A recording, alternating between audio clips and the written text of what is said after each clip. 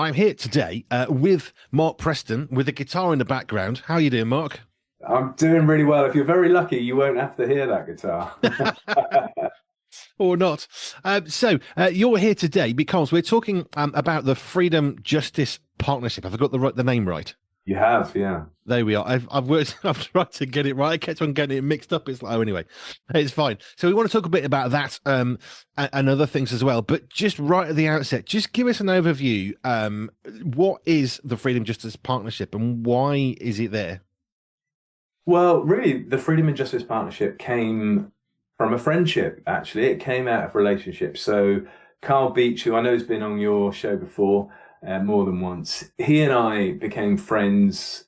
We worked together. I was a former executive at Compassion UK. So big charitable organization all around the world, helping 2 million children. And our organization partnered with Carl's festival in the summer, the Gathering, which I know you've been to. And so I'd go along and do a little 10-minute talk about the work of Compassion. And each year, Carl and I just got to know each other a bit, and so a bit more. And we just became really good friends. And so it became clear that we were keen on working together more. But really, the Freedom and Justice Partnership, I suppose, exists today as an entity because of a particular cause that really resonated with me initially, and then latterly with Carl as well, as he joined me on a really exciting trip, which hopefully I'll get the opportunity to share with you today. So my really uneducated understanding of what it is you're doing is it's a lot to do with children, particularly somewhere in Africa, because I'm really terrible at geography, and they're being used to do stuff that they really shouldn't be doing. And it's something that in one way or another, directly or indirectly, we're going to benefit from that particular action that they're doing. So what is really going on that people really do need to know about? Yeah, it's a good question. So everybody has a device that recharges. It could be your mobile phone, it could be your laptop, it could be your electric car. I've got an electric car, Andy. So there's no judgment on me for anybody for having rechargeable devices. Let's just get that straight. We're not It's me and worth Carl, saying. we're not anti-technology. We're not expecting everybody to ditch their devices. All we're saying is that these brilliant devices shouldn't come at a cost that is paid by some of the most vulnerable children in the world. And so essentially what happens is there's a mineral called cobalt, and that mineral is used to lay alongside rechargeable batteries, and it causes them to not overheat when they're recharging. And that's really important because nobody wants their mobile phone to catch fire when they're plugging it in overnight, or their electric car, or their laptop. And so the world is using more and more cobalt because we've got loads of these devices. In fact, my car has about 8 kilograms of cobalt associated with the batteries to stop them from catching fire and overheating when I'm recharging it overnight. And so what you need to know is that 74% of all of the cobalt that gets produced in the world at the moment comes from one place, bang in the middle of Africa, the Democratic Republic of the Congo.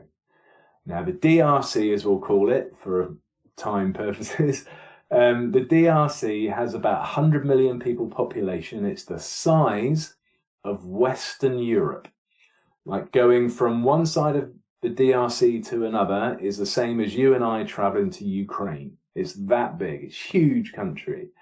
And it's also one of the poorest places in the world, and it's one of the most mineral-rich places in the world. So 74% of all, I was going to pick up my phone, but I've left it out of the room, but 74% of all of the cobalt that gets produced in the world at the moment comes from the DRC.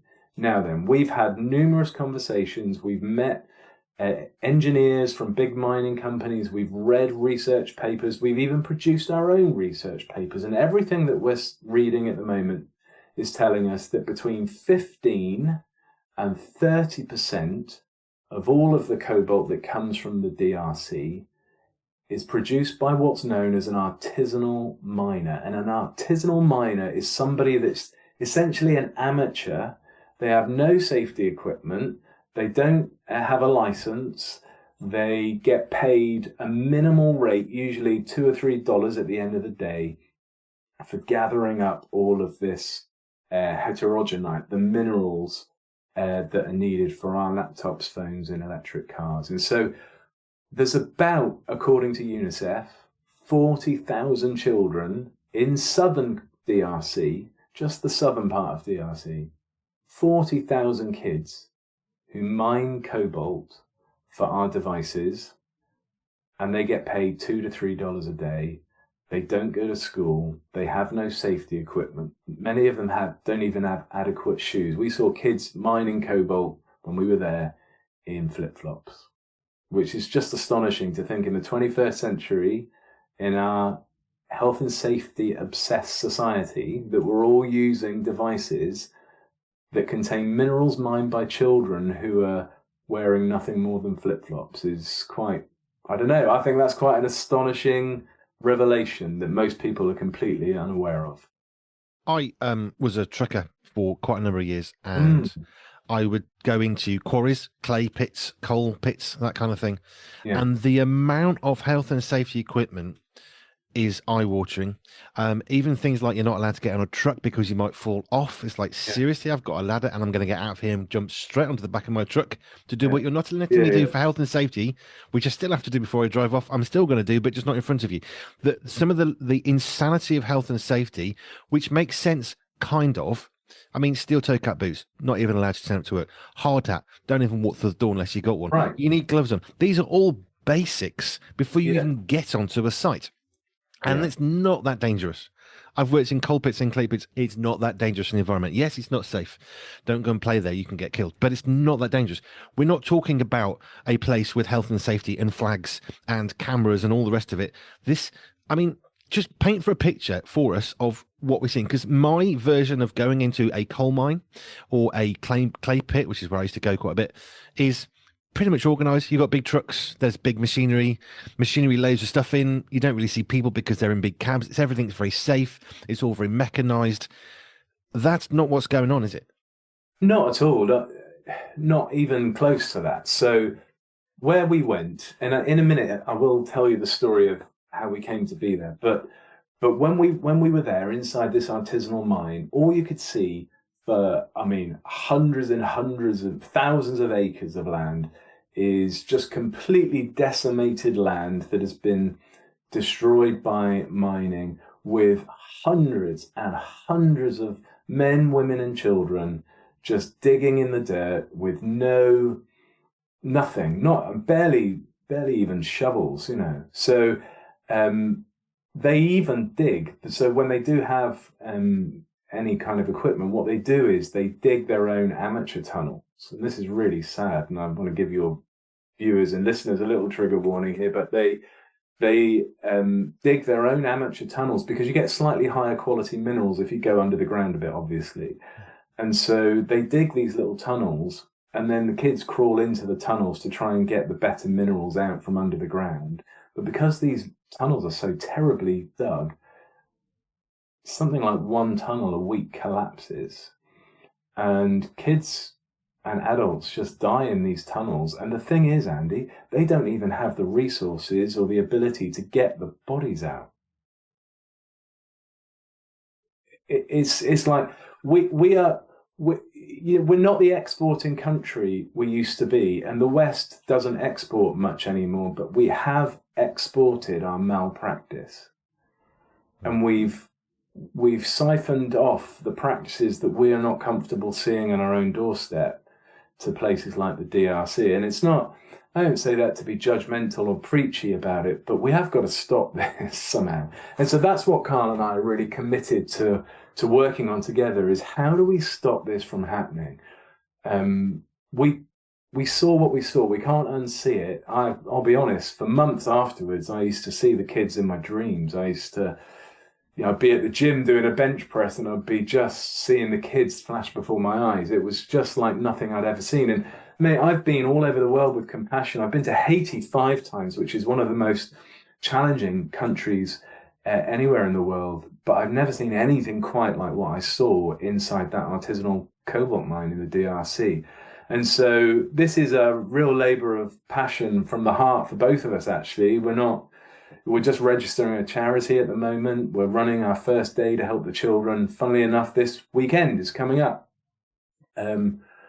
But we're working across the board to try and facilitate some change so that the children are not working in these circumstances anymore.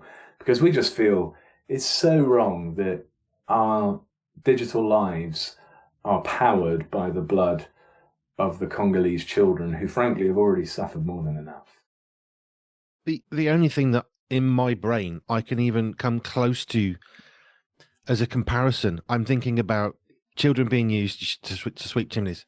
It's about Yeah. as close as I can get to the sort of the disposable idea that they're not important because they're children, and it's not the same.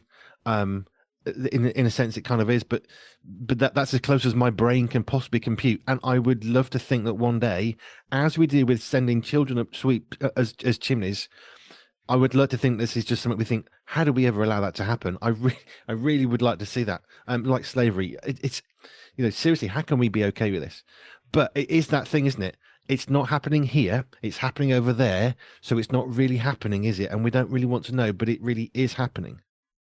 Yeah, and I think everybody would win if this wasn't one of the foundation stones under our lives. It would be better for the children, but it would be better for us as well. It would be better for the companies that are involved. It would be better for governments. It would be better for consumers if they knew that there was no child labour involved in the creation of the devices that they use every single day. And so we think this is fixable, and 40,000 children mining cobalt in the DRC sounds like a horrific, unfixable problem.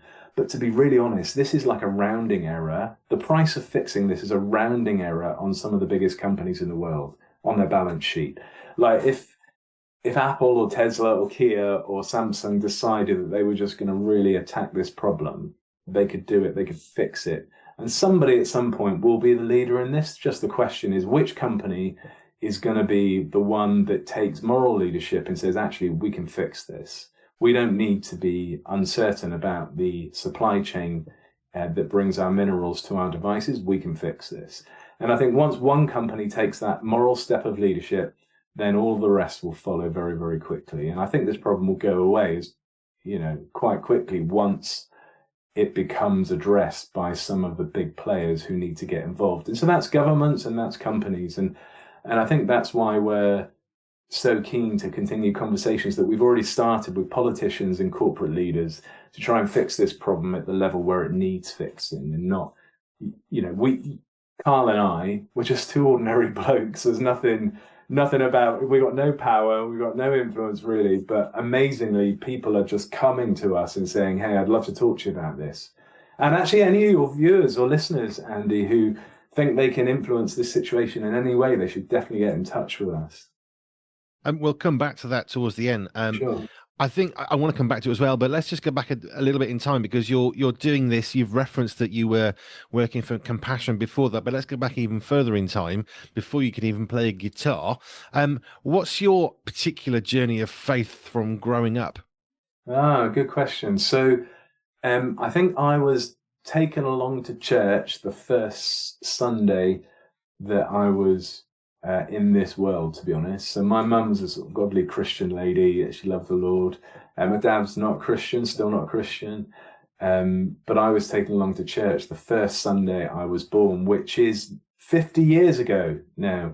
So half a century ago, I was carried in a little basket into church. So I've really been in the church for a very long time, and I became a Christian as a child, and then went through the usual, 50 years, you have ups and downs, right? And so I've had a few, but God's been faithful to me throughout my entire life, and I'm really grateful for that.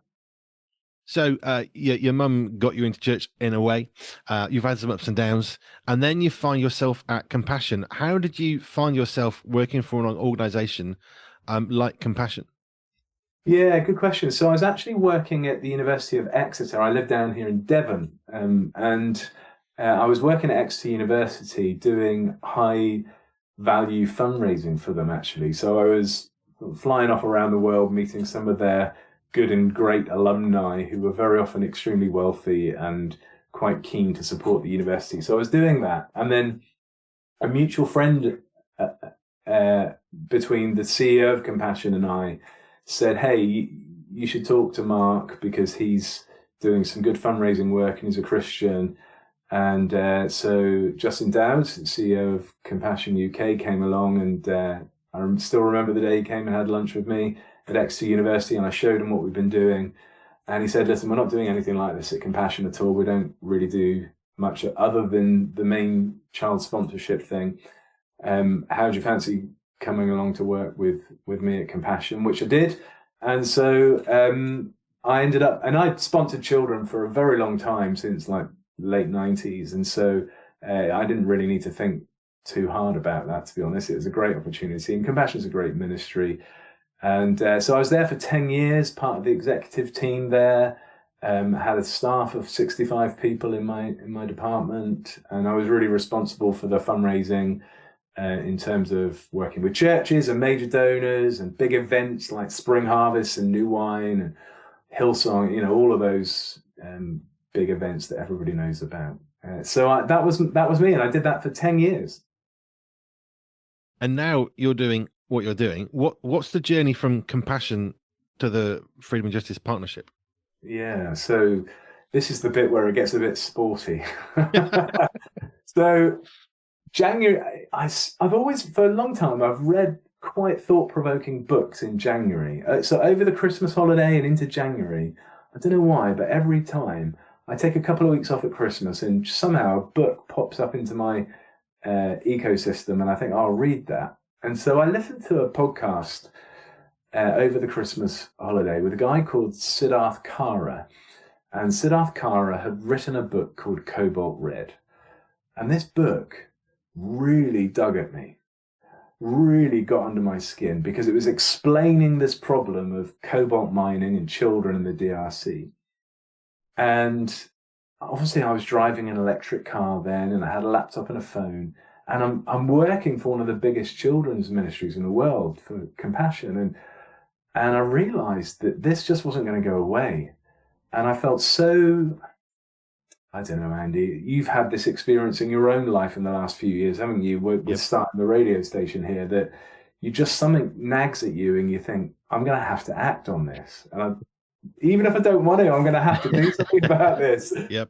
So I really mulled on it, because this is a big thing. And so I gave my notice at Compassion and said, look, this is a great ministry. Spoke to the CEO. We had a great conversation. I said, look, I just feel like this is what I'm supposed to do. And so I gave up that role, gave 3 months notice, and persuaded Carl Beach to come to DRC with me. And he's an exceptionally brave man, because, as you know, he's been diagnosed with Parkinson's disease, and for anybody to come to the DRC is brave, but to do it when you don't, you have health issues like that is really, really brave. So I'm really deep respect for Carl for doing that. And also deep respect for my wife for allowing me to go as well, by the way. I remember saying to her over dinner in, I think, June or July, sometime like that. So I read the book and I've mulled on it. In fact, I read it twice and I've mulled on it a bit. And I said to her over dinner one night, I said, darling, I think I'm going to go to an artisanal cobalt mine in the DRC. She said, you what? I said, would you pass the potatoes, please? So she needed some time to think about it and to mull on it and pray about it. And she said, look, I really believe that God's on this journey with us. And so her only condition was, I want you to find somebody that you trust to come with you. And I think God had been speaking to Carl anyway about it. I've mentioned it in passing to him. I just told him I was going. And he had said to the Lord, if Mark asks me to go, I'll go.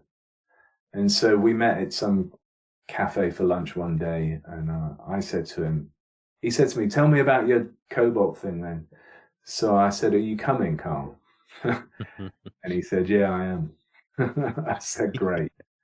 And so we hatched a little plan, And in April 2024, so just under a year ago, 9 months ago, we were in the DRC, and it was a wild experience, man. It was insane. Like no trip I've ever been on before. We saw God helping us, protecting us. We saw him open doors. We saw him lift a veil on a few acres of hell on earth. He allowed us to tread there, and it's really changed both of us actually permanently, and we feel compelled to act upon what we saw. We don't have any judgment. We feel angry about what we saw, but we know that there's no individual that's responsible for it. There's just a lot of things that have been overlooked, and we think it's our job to shine a light on this, and then to try and help the children and their plight. So, Exeter University, Devon, my wife's home county. You Hey. find yourself working there, and then Compassion, the door opens there. Quite amazing. I love how God does that. If you thought about this, this is what we need. Oh, this meshes really well. Yeah, amazing. And you've had that experience with Carl as well. And I was thinking about how you go through life, and some of these doors open. And I say this frequently. I really believe in working hard for God, but I don't believe in pushing too hard, because we can create opportunities, because we are fearfully and wonderfully made, and we are amazingly made by the creator of creation. And we can do some awesome stuff. But sometimes the awesome stuff is the good stuff. And I'm always pursuing the God stuff. I don't just want the good. And it sounds like that's what you're doing. But then you leave Compassion, which one would assume, if you've got 65 people, it's a decent career. It's a job. It's not just a reason for going to work every day. Actually, it's much more than that. This is a career. This is a long-term thing. This is what you did before. Now you're doing it in a different place. And then you leave all that. Does that, because you had like massive financial security in what you were doing, or was it a different reason you thought, hey, let's do something different? How did that actually happen? For a long time, I've been a big believer in this principle that you want to have meaningful work and meaningful relationships in your life. And I'm not saying that meaningful work wasn't something I enjoyed at Compassion. I really did. But you know, Andy, there are times when God just puts his finger on you and he says, right, that was good for that time, but now that time's ended, and now you need to do something new. And it's the call to adventure, right? It's the leave your father's house and come and do something new. And I've been very safe. And as you say, financially, you know, it was a good position for me at Compassion. So I was earning a good salary. I worked with people I loved greatly, and I was passionate about the mission. Still am. Still sponsor 2 children with Compassion. So it was a huge leap of faith, frankly. That's what it was. But I tell you what, the reason I did that is that I think God calls us to view the biggest, boldest, most godly thing that we can think of and absolutely pursue that. And maybe some of your listeners are tuned in today and they're wrestling with whether or not they should play it safe or go and do something that is really bold in Jesus' name, and really bold and pursue the very best that they think God would have them to do. And that's the decision that I made to do. And I think that looks completely different for everybody. For you, it was starting a radio station. For me, it was leaving Compassion and going to the DRC. But I think everybody's got that. Everybody's got something. Everybody's got a mountain that God puts in front of them and says, climb this. Amen. You know, take up your cross, follow me, pick up the maximum good that you can do in the world and follow me. And I think that's the motivation. So it was a huge leap of faith. I was, I'm still doing this entirely voluntarily. So I'm not being paid a penny to work for the Freedom and Justice Partnership. And I think that it's just the right thing to do. And I guess God will look after the finances. I'm trying to do some consultancy work alongside my work in this charitable endeavor to pay my own bills at home.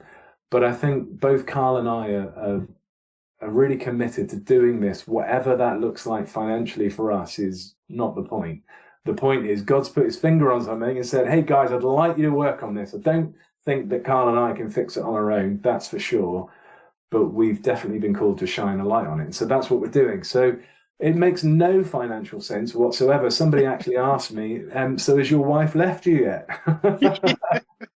Because you had a really good secure job and you just walked away from it. And I guess, when you're not a person of faith, that's the natural response, isn't it? But I don't know, living for money is a fairly shallow existence, I think. A mutual friend, Steve Legg, Mm, frequently said, Andy, finance follows faith. When I was struggling with what we are doing, saying, Steve, I don't know what we're doing. I don't know how so we're going true. to get there. And he would say, Andy, finance follows faith. A friend of mine in the States, God's will, God's bill. These aren't pithy one-liners because I don't do those. These are absolutely inherently true and intrinsically true. When you step out for God, he will give you what you need. Won't be in your timing. Yeah. People will think you're mad, but you know what? We've seen a year and a half of miracles, and we're still seeing miracles. Just yesterday, I'm thinking, how are we going to get through this? And then you get through it and think, why was I worried? Yeah. And it's the human condition really of worrying. I was thinking about the 40,000 children that, I mean, this is an estimate, right, from UNICEF. We think there are probably 40,000 children cobalt mining in just southern DRC. That 40,000 children, I mean, like I said, what difference can you make? Not a whole lot, but you can make a difference, and who knows what that difference can make to somebody else. And all of a sudden, it's like the message of Jesus spreading from Jerusalem, and it spread around the world because one person told Right. one person told one person, and we don't know what our one little conversation is going to have. So although we can think, what difference can I make? You don't know unless you try, and it's worth trying. Absolutely. I'm a big believer in small steps, steady rhythm. Just small steps, steady rhythm. Just keep taking steps. About 6 years ago, I went on quite a serious health kick. I lost about 3 stone in weight and I got myself fit. And I was a terrible runner to start with, but I just did it anyway. And I think, the same's true in faith as it is in fitness. If you can just keep taking steps, doesn't matter how slow they are, doesn't matter how small they are, just keep taking steps. Never stop stepping. And I think movement is key. And so, we know that we can't quickly solve this problem. It's too late to solve it quickly because we got back like 6 months ago. So I'd love for them all to be in school now, all those 40,000 children to be in school. That's not happened yet, but small steps, steady rhythm. A few people over the years, when we sold our house in 2004, because we prayed for God to teach us faith, boy, did he teach us faith, and we're still on that faith journey some 21 years later. But people say, oh, you've got such faith. We see what you're doing and these big leaps of faith. And I said, you don't see. There are no big leaps of faith for us as a family. We are taking tiny little shuffles, but we Yeah. keep on, like you said, it's that movement. We keep on trying to get closer to God. Sometimes it feels like we make no movement, but I know I've tried to shuffle towards God. And sometimes that's all we can do, but sometimes that's all God asks us to do. I think that's always what he asks us to do, really. I think it's the steps of a good person are ordered by the Lord, not the giant leaps of a good person. The steps of a good person are ordered by the Lord. I think that's what it is. And actually, for somebody listening to this, they might think that going to the DRC to visit an artisanal cobalt mine and getting past 50 machine guns to get inside that mine, that was like a giant leap. But actually, I've been going to Africa and places in Central America that are quite dangerous for a long time. Is not like somebody that had never traveled before in that way. So it might sound really outrageous to one of your listeners, but I assure you it was a step. It wasn't a giant leap. And God's not asking your listeners to take a giant leap. He's asking them to take another step today. Amen. Let's just come back to the Freedom and Justice Partnership. You talked about research that you're doing yourselves and other things, but where are you at right now with what you've seen? You've been out to the DRC, you've seen for yourself firsthand. This is what's really going on. You can't unsee that. Like you said, you're doing a bench press, and you're thinking, I can see the children. I've got to do. I can't not know what I've seen.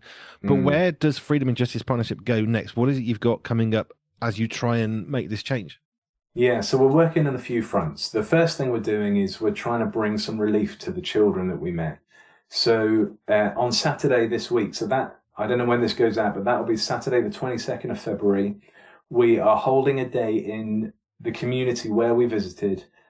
We've got a UK/Congolese national traveling from London today, actually. She flies out from London tonight. She's flying to the DRC, and on Saturday we're going to hold a day for 100 of these child miners. We're going to bring them together to a rented venue. We're going to give every child a brand new pair of shoes, which is lovely because Wow. they desperately need them. They're going to get a meal, and they're going to have a fun day with loads of games and activities where they can just be children for the day. Now, it's only 100, it's not 40,000, but hey, listen, that's 100 children that'll get a pair of shoes. That's 100 children that'll get a meal, and they'll know that they're loved as well, that somebody cares enough to fly from England to run this day for them. So we're doing that on Saturday this week. That's the first time we've attempted anything like this, so we're really excited about it and a little bit nervous. But it should be great, and we really hope and pray that's a terrific day of blessing for the children. Ultimately, where we want to go with that part of our work is we want to be able to facilitate education and healthcare for these child miners, because their lives won't be the same because of their work in the mines. That's it. They've missed too much education, most of them. The health consequences of working in all of that toxic dust are really quite severe. And one of the reasons that Carl is so interested is because that he's learned that children who inhale toxic metal dust from things like cobalt and copper actually could get Parkinsonian syndromes because of what they've breathed in. And so that's, an impact for them. So we want to try and set up some programs that will help those children in the longer term, as well as getting them into education. So that's the first thing we really want to focus on, is helping those children get something of a normal life. The second thing we're doing is working with policymakers and the media. And so we are influencing them. We've met with MPs. We believe we have a very prominent ambassador from the United States who is going to help us and come and work on this with us. We will be announcing more about that soon, hopefully. A couple of members of the House of Lords, and also a media agency are pitching the content that we videoed and photographed while we were inside the artisanal mine. And we're trying to share that with the BBC and other media outlets to ensure that the message of what's happening for these children, with these children, gets a wider audience. And then finally, we want to work with companies to help them improve their supply chain integrity and to ensure that they comply with the existing laws as best they can. So those are the three areas that we want to work on. If you take that number just one more time, the 40,000 children, you think it's a huge thing. I lived in a town that was smaller than that. We're not talking about a small volume of people here. These are 40,000 children in just one part of the southern DRC. But actually, I was thinking about Sunday schools here in the UK when they were first properly brought in. And Sunday schools was the seventh day.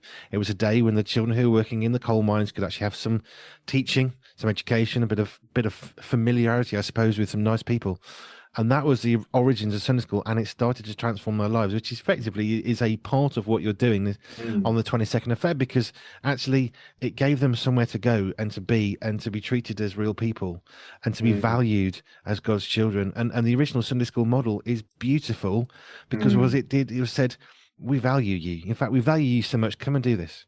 Come and have some church, I suppose, yes, but some education, some decent food. Let me look after you. And that is pretty much free to care for somebody, to actually show them care. Exactly right. Yeah. If people want to get involved with what you're doing, and honestly, why wouldn't they? But we can't support everything. We understand that. But if they did, what practical things can they actually do themselves? Can they write to MPs? Is that something they can do, or do they need you to do that for them? And I guess the other thing is, how do they actually get involved with what you're doing in terms of what can they help you with? Yeah, great. Thank you. Well, please do go to our website. It's a very basic website. We're doing all of this on a shoestring, so don't judge us. But freedomandjusticepartnership.com is our website. And we have a great Facebook group, actually. And we've got nearly 1,000 people following us on Facebook already, which is awesome. So we're really blown away by the level of support. If one of your viewers or listeners wants to sponsor a place for a child at the activity day on Saturday, 35 quid will pay for a child to come along they'll get a meal, a pair of shoes, and a day of activities. So I think that's the best 35 quid you can spend if you're going to make a charitable donation. It's just like an awesome thing to give a child miner a pair of shoes, a meal, and a day of fun activities where they can just be a child again. And as you say, Andy, where they know they're loved and cared for. They can do that via the website. There's a couple of ways to do that on there. And then also, if you want to get involved in some way, please email me at info@fjpartnership.com. I will happily talk to you. I will happily talk to groups, church groups. We're open to invitations to speak to churches or any particular community group about this issue. We feel really passionate about sharing what we're doing and the cause that we really care about. So we haven't got all the answers, Andy. We've not got this big 5-year strategic plan. We're not trying to build a big organization or anything like that. We're just trying to shine a light on this problem and bring some change. So if anybody feels they can help us with that in some way, we'd love to hear from you. We'd love it. In fact, it would encourage us. So if you want to, you can just send an email to info@fjpartnership.com saying, great job, guys. That would be encouraging as well. So please do reach out in any way you want to. You know, that last bit you said, it really matters. I had an email the other day, and it was pretty much that. Really appreciate what you're doing.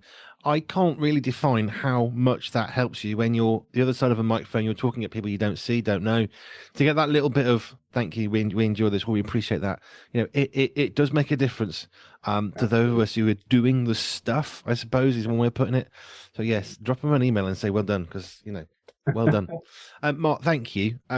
Your website, to which you're unfairly belittling, it's good. Hey, look, we got to start somewhere. You know, we have stuff somewhere. What's your website? How do people get hold of you? Yeah, so it's freedomandjusticepartnership.com. Fine. That's the website. We'll tag you in that, obviously, of course, when this goes out.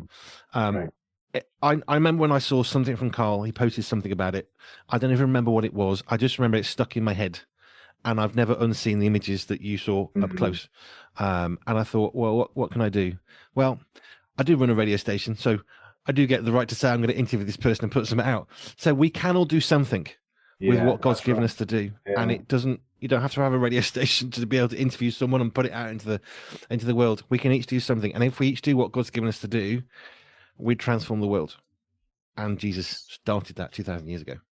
Yeah, and Andy, I want to thank you for inviting me on today, and I know you've had Carl on to talk about this as well. I really feel that we share something with you in that we're on a journey of faith, and God's helping us. And so I really appreciate the opportunity for you, and I encourage people to support your radio station and also the Freedom and Justice Partnership. So yeah, thanks for having us on today, Andy. No, you're very welcome. It was what I could do. And I'll tell you what it was. During COVID, I was thinking, what do we do? How do we do this? We were in ministry. We left ministry because everything changed for so many people. And I just had this little phrase. Maybe I nicked it. I don't know. I'm not claiming it as mine, but it was do what you can, when you can, with what you have, with all that you are. And if we did that, instead of saying 40,000 kids, too big a problem. No, it's not too big a problem. Let's dream big dreams, because God wants us to have big dreams. And we're talking about the creative creation here. So actually, we can make a difference, and I pray that you do that through what you're doing. So, freedomandjusticepartnership.com. Is that right? That's it. That's correct. Okay, cool. I forget my own website, so don't take it personally. Thank you, Mark, for what you've done, and it's been a pleasure to have you on today. Thanks, Andy.